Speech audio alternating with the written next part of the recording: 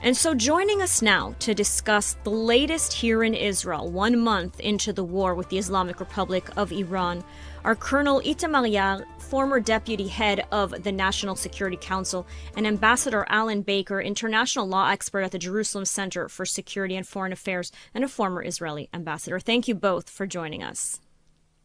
You're welcome. Good evening.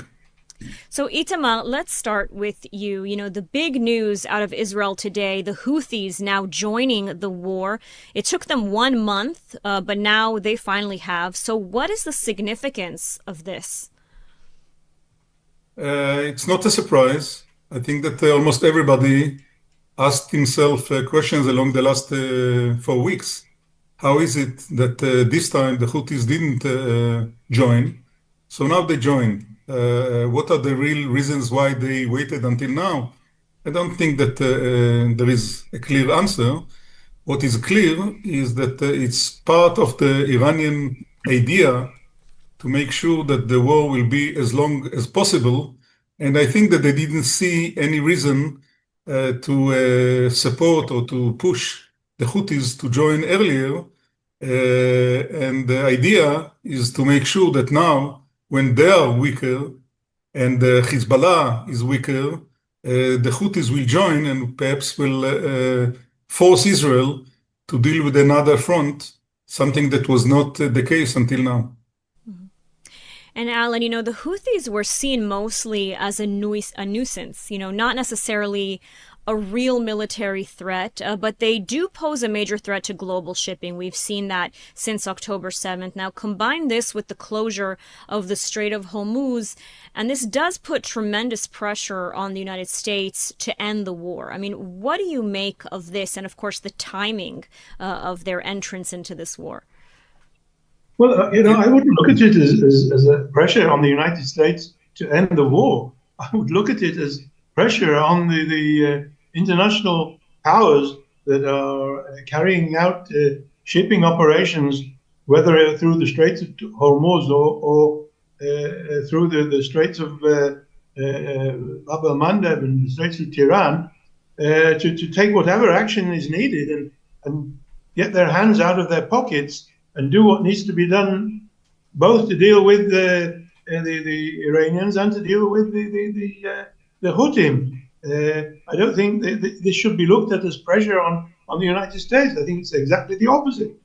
The Houthis have carried out an act of war against Israel. Israel is therefore entitled, in accordance with international law, to respond in self-defense. And I would presume that within the next few minutes or hours or whatever, this is what Israel will do. And as Israel has said, whoever attacks it and fires missiles at Israeli targets, especially indiscriminately targeting Israeli civilian centers, then they should expect a response, an appropriate response by Israel. But the response by the international community should come with respect to the shipping. And I would expect that the Europeans and all those others, the Japanese and the Australian, who are dependent on shipping for their oil and other products, would ultimately now decide to do something. So, Alan, you struck a very important point about the international community and where are they in all of this, and I want to get back to that. But first, I want to turn to Itamar and ask, you know, we heard the IDF Chief of Staff warn this past couple days that Israel's military is spread very thin. Can Israel handle another front now with Yemen? Can Israel handle airstrikes not only in Iran and not only against Hezbollah in Lebanon, but now also with Yemen? After, 3 years of war? The short answer is yes. The question, of course, is not if it is possible or not, but the question is what will be the price? And the price will be that the Israeli Air Force and the Israeli military in general, including other parts of the military, will have to go back to the priority list and to divide between strike in Iran and strike in Yemen. Yemen is in a way easier to deal because in Yemen, if the Israeli Navy will be involved, it will be more effective, together with some kind of air attacks. But I would like to add something to what Mr. Baker said earlier. I think that there is a difference between the two areas, because dealing with Hormuz, most of the Asian countries are worried because energy is crossing that area to the east. Dealing with the Houthis, they are threatening the energy line to the west, to Europe mainly, but before Europe, to Jordan, to Egypt, and some other countries. But still, until now, they didn't attack ships. They attack, or they tried to attack Israel. And I think that they try to convince other countries to push the Americans to make sure that the war will be ended. I fully agree with Mr. Baker that the results will be exactly the opposite. Now, Alan, back to, you mentioned the international community, and as we just heard Itamar as well talking about that. Where is Europe in all this? Where are the Gulf allies? Clearly, they are very much affected by what is happening in the Strait of Hormuz. And of course, should the Houthis now start attacking shipping lanes again? And so the question is, are they going to join the war? Are they not going to join this war? They are completely sort of taking a step back, at least the European allies, but even the Gulf allies. There are reports coming out over the weekend that the United Arab Emirates is considering joining the war effort to help reopen the Strait of Hormuz. Where are the rest of the Gulf allies who are being hit now for nearly a month as well by the Islamic regime? Well, I suspect that this entry by the Houthis into the war might well be the straw that will break the camel's back and cause a substantive change in the position of the Western countries. I'm personally completely, utterly surprised by their position, and in my opinion, it's in part due to some type of petty hostility towards President Trump, that he didn't tell them or he didn't warn them in time, and they're taking some sort of anti-Trump position, which is to cut their nose to spite their face. But I think now, in view of the fact that this is now developing and that the Houthis are starting to block or possibly blocking shipping from their ports, then I seriously think that this might well be the factor that will change the situation and bring them in. I would certainly hope so, because I think that the way that they're prevaricating and not doing anything, I think is it's only going to harm them. And I think the U.S. position that all this is to help them. It's in their interest. And so there's every logic that they come into this. And I think now that the Houthis have come in, I think they're going to find it very difficult to stay out. If I may, I would like to add to that. I think it's all about politics, internal politics. I think that strategically, I fully agree with Mr. Baker that it's the European interest to take part, to defend their interest, and to show that they are part of the international community and they can do something and not only having to speak about it. Having said that, internal politics tell them the opposite, because the public in all these countries, including in the US, is against that war, mainly because the public is not have zero understanding of the bigger picture.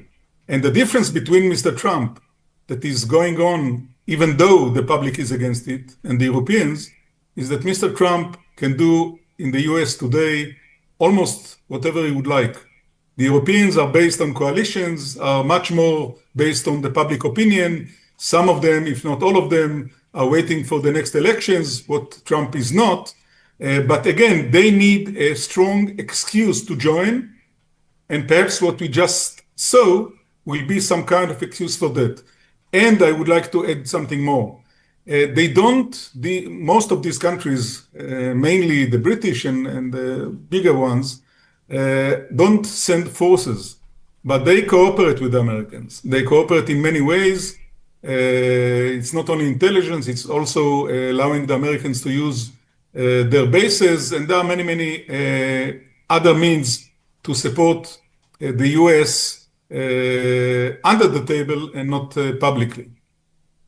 So I do just want to address a few points that you just made, Itamar. First of all, in terms of the support for the war in the United States, we've seen so many conflicting polls here. But from what we can gather, at least the latest polls show that there is a great deal of support for the war from the Republican side. Of course, Democrats are vehemently opposed to this war, and I think pretty much anything that President Trump does these days. But there does seem to be a lot of support among his base for this war.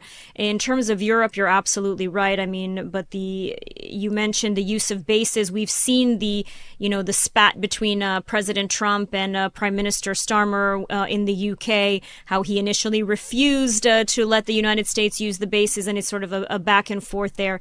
But I would say that indeed, as Alan pointed out, that the European involvement or lack of involvement in this war is especially concerning.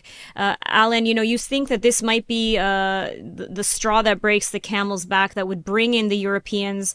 It might well be, but, we've heard just over the weekend from the German chancellor saying this is not our war, something that's been echoed repeatedly by European leaders. I mean, I want to also get your thoughts on that. It amuses me. If it weren't so sad, it would really amuse me when I hear the British and the Germans and others say it's not our war. What the Americans and the Israelis are doing, fighting the Iranians, an Iranian jihadist regime that's intent on spreading the philosophy of jihad worldwide. I think it is their war, and I think it's high time that they come to realize this, and that they try to overcome their reservation towards President Trump, and take into consideration the wider concern that this is in their interest. Now, I realize, and it's been referred to, each of these heads of government, whether it's the Prime Minister of Britain or the French President or the President of the Prime Minister of Spain or the Prime Minister of Canada, they've all got their own internal political pressures. They've got huge Muslim lobbies that are pressing them, that they have to mollify these lobbies. But here we're talking about something far wider than this. The basic interests of the Western world having to be taken into consideration. And so it's a high time, and I would hope that they'll come to realize this in the next few days, that they have to rally to the flag and step out of their petty reservation and support something that's in their interest, in their strategic interest, in their tactical interest, and in their political interest from every point of view. Mm-hmm. And Itamar, I want to turn now to you to discuss as well the strike on the nuclear facilities and the steel plants, and the Arak plant specifically. I mean, what can you tell us about this and these targets? First of all, I would say I don't have any confidence, any specific information about that that is not public. So you have the answers exactly like me. In general terms, I would say that each one of these elements that are targeted by Israel and by the Americans, we hear more about what Israel target and less about what the American target. But those two players are doing at the same time, and they share the list of targets. The idea is to make sure that the Iranians, once the war will be over, and it will be over one day, But when the war will be over, the main two points that need to be targeted. One is to cause as big damage as possible to every element of the Iranian nuclear system. And the nuclear system doesn't include only missiles and doesn't include only uranium storage. It includes a long list of elements that only all these elements together can bring the Iranians to a nuclear position, I would say. Now, but this is only one part of the answer. The second part is that each one of these elements attack will convince, we hope that it will convince the Iranians that the price that they pay for these nuclear ideas is bigger than the interest of the Iranians to pay. And when we speak about the price, we speak not only about the price to the nuclear situation on the nuclear system, but the price to the general Iranian situation, including the Iranian economy, the Iranian public opinion, and so on. So each one of these targets bringing us and the Americans closer to reach the main goals of this war. I would like only to add something to what Mr. Baker said. You know, I can be considered in a way to an expert on the Israeli interest. I don't consider myself as an expert that will tell the European leaders what are their interests. I think that when they take their decisions, they take, as I said earlier, the internal politics as part of the picture. But in the end of the day, I don't agree that we can convince them that we understand their interest more than ours. Having said that, I hope that in the end of the day, and it can be tomorrow, it can be next week, it can be later, they will realize that it's time to join. And I would say something else, you know, it's not only the Iranians and it's not only the Hezbollah and it's not only others that would like to join somebody once you think that he is going to win. And I think the Europeans are in a way at the same position. They don't want to go back, mainly the British, to the whole issue of why Britain joined the Americans in Iraq. And they are very careful not to be seen as somebody that is a small player in the game, that the real decision makers at that game is President Trump. It's a lot about President Trump personality himself, but it's also part of the bigger picture of the relations between Europe in general and the Americans.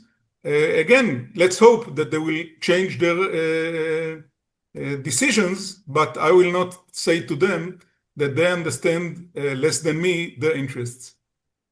Okay, so before we continue, Alan, before we go to, I just want to update that at this time there are alerts in the southernmost city of Eilat.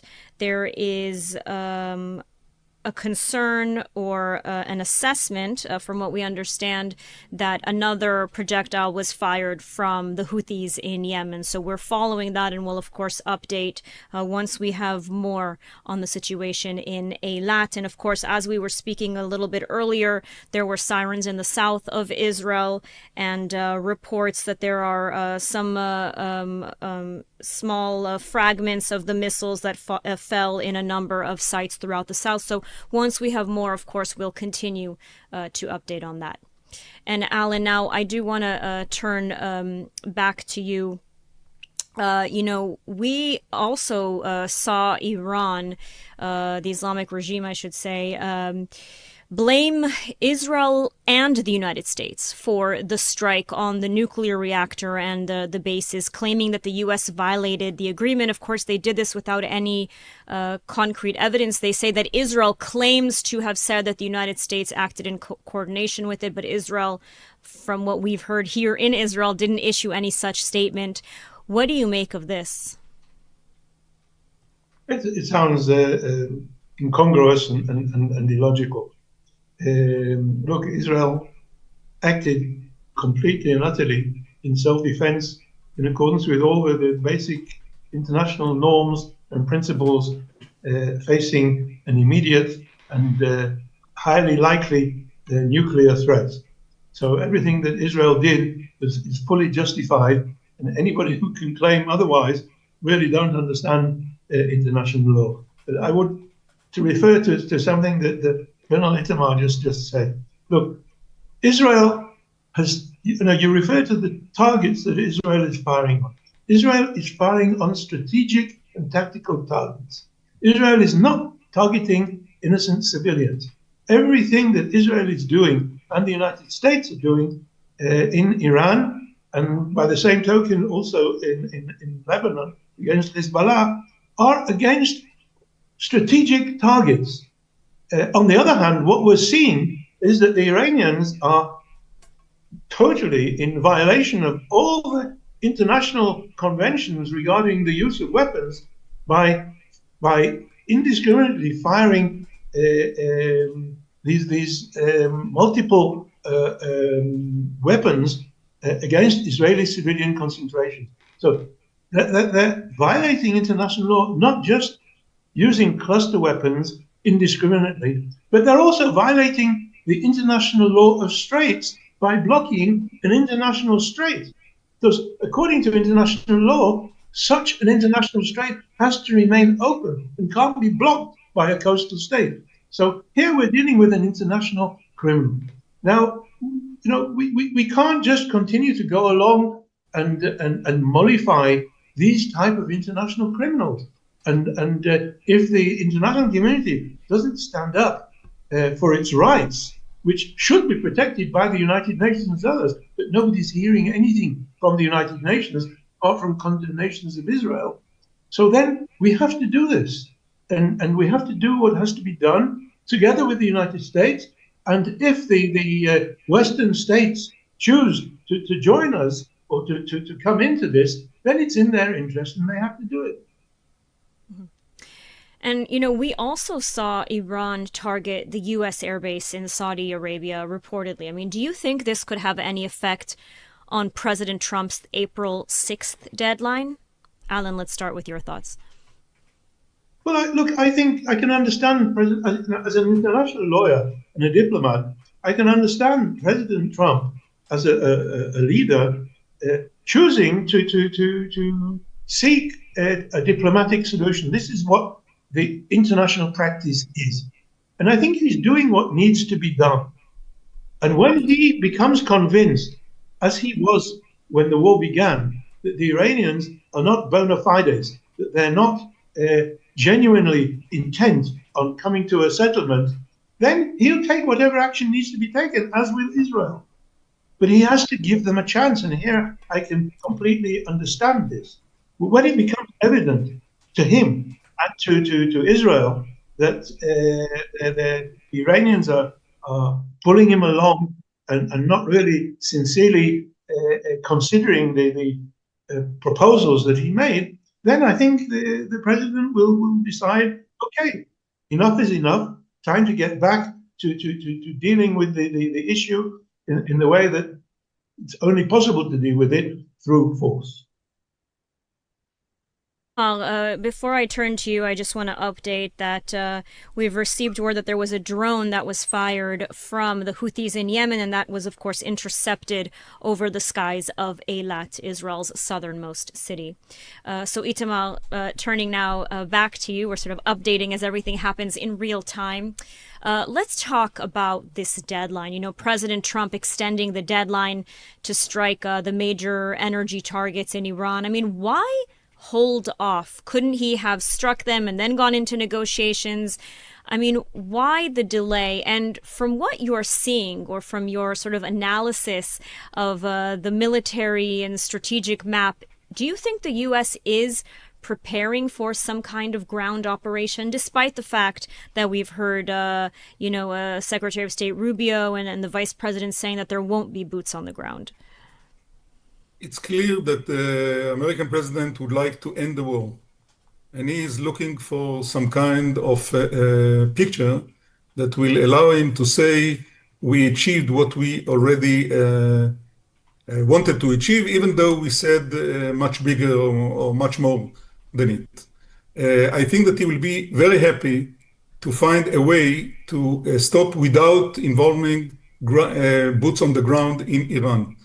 If I need to guess what is going to happen, I don't see the Iranians accepting the President Trump demands, and I think that President Trump in a position that he will not be able not to send some troops on the ground. But when I say some troops, I don't mean that the Americans will go and will try to occupy Iran, but they will find strategic areas that will be seen as some kind of success, and the island that most of the Iranian energy go through outside is the best thing for that. They don't need many thousands of American troops. They need something much more limited. Most of these people are already in the area. And I think that the fact that President Trump is waiting is to try to find a way to achieve that before he starts some kind of a ground occupation or a ground operation. Another thing that I would add is that I don't think that the attacks on American bases in the region make some change because it was done in the past. It will be done again. It's not something that changed the picture. What I would like to say is that perhaps the expectations from the Israeli side and from the American side, but I will speak about the Israeli side. I think that I fully agree with Mr. Baker that he's a very serious expert on international law, and I am not. But I think that the problem with the Israeli position was not the strike that we take on the different elements of the nuclear system in Iran. The problem is that the Israeli system and the Israeli political leaders have said publicly that one of the war aim is a regime change. And a regime change is not something, and I'm sure that Mr. Baker will agree with me, regime change is not something that, according to the international law, is something that you can see as part of the international law. And again, there are differences between doing things and speaking louder about these things that you're doing. And it's another example that the Israeli system talk too much more than it's needed. Now, Alan, you want to say something? Go ahead. Yeah, I just agree with the Colonel Itamar. Look, never listen to politicians because they get paid to speak, and in many cases they don't know what they're talking about. We have to, whether we're military people or whether we're lawyers, to be serious, we have to deal with the issues and without having to deal with irresponsible statements or statements by people that don't really know what they're talking about. So, unfortunately, statements that are made are taken seriously by the Iranian leadership and by the international leadership. And I repeat it, I don't need to say this, but statements by various Israeli politicians have been taken by the International Court of Justice as proof of the fact that the Israelis are carrying out a genocide in Gaza, which is, of course, a load of rubbish, but the damage that can be caused by such statements is evident. So I think what's important is that we and the United States face the threats, and if it becomes evident that the negotiating mode, which has to be attempted, doesn't succeed, and when it becomes clear that there's no bona fides on the part of the Iranians, then resorting to action, to military action, there'll be no choice. And I think the fact that the Houthis have been brought into this, presumably by the Iranians, course, definitely by the Iranians, I think is evidence of the fact that there's a huge lack of bona fides by the Iranians. If on the one hand, they're negotiating with the Americans, and on the other hand, they're sending the Houthis to fire missiles into Israel. So there seems to be a dichotomy here that I presume within a very short time, the Americans will come to the correct conclusion. Alan, you simply answered my question, which was really about this, public statements versus private statements behind the scenes. So Itamar, following up on what Alan said as well, do you foresee an end to this war? I mean, how does it end? You said that President Trump wants the war to end. He's looking for some kind of, victory, a statement, victory pose. But how does it end? For Israel especially, because right now Israel is bearing the brunt of the missile attacks, and it doesn't seem to be coming to an end anytime soon. The current operations will be ended once President Trump will declare that they will no longer attack Iran. Having said that, it will not solve the Israeli situation, because we have attacks from Iran, but we have attacks from Hezbollah as well. And I'm not so sure that Hezbollah will stop in the minute that President Trump will decide to stop the American attacks on Iran.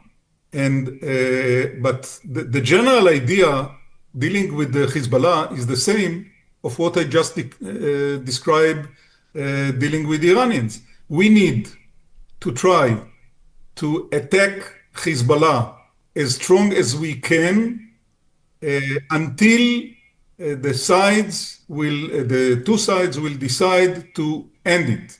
It means that we will go back to what had happened until a month ago, that the situation was like that. Israel attacked targets in Lebanon, Hezbollah targets, every time that the Israelis realize that there is a specific target that cause damage or potential damage to Israel. This was the situation before the war with Iran. And I believe that once the Americans will stop in Iran and the Hezbollah will find it as an excuse to stop the attacks in Israel, we'll go back to the same situation.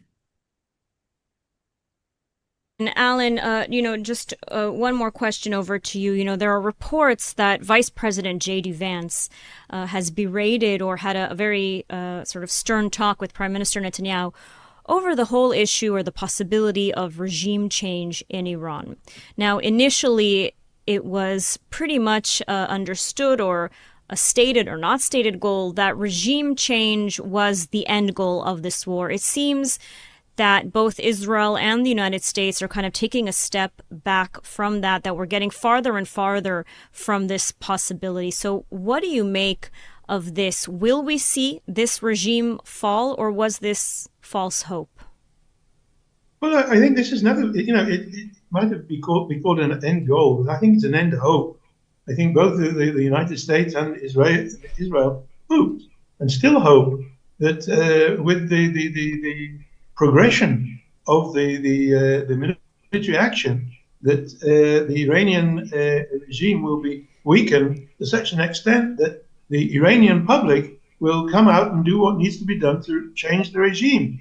It's not in the capability neither of the United States nor Israel to bring about a regime change. The Israelis and the Americans aren't going to walk into Tehran and change the regime. It just won't happen. It doesn't happen. And this brings me to the other issue of how do wars end? Once in history, wars ended by one side conquering the other side and completely annihilating them. It doesn't happen nowadays. Wars usually end by some type of agreement, some type of arrangement. And the nature of such an arrangement is a compromise. And compromise, nobody likes a compromise. Nobody's happy with a compromise. All the negotiations that I've been involved in with the Palestinians, the Egyptians, and the Lebanese, they've all involved compromises, and none of the parties have liked them. This is the nature of agreements ending wars. And this is what's probably going to happen sooner or later. And so the important thing is for the Israelis and the Americans to do what needs to be done to weaken the Iranian regime, so that then, if the Iranian public feel sufficiently confident to make the regime change, then this has to be done by them. It can't be done by anybody else. All right, well, Colonel Itamar Yar and Ambassador Alan Baker, thank you both for joining us this evening, 1 month into the war.